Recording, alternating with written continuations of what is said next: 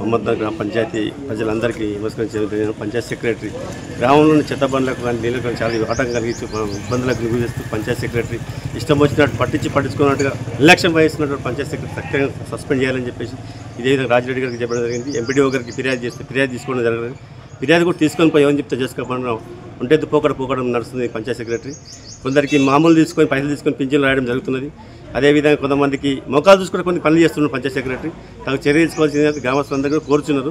దీనిపైన తగు చర్య తీసుకోవాల్సిందిగా ఎంపీడీఓ గారికి, కలెక్టర్ గారికి, జిల్లా కలెక్టర్ కూడా ఫిర్యాదు చేయడం జరిగింది. ఎలాంటి చర్యలు తీసుకునే వరకు అన్న 10 సంవత్సరాలు ఇక్కడ పాతకపై అన్ని నిర్లక్ష్యం వహిస్తున్నాడు.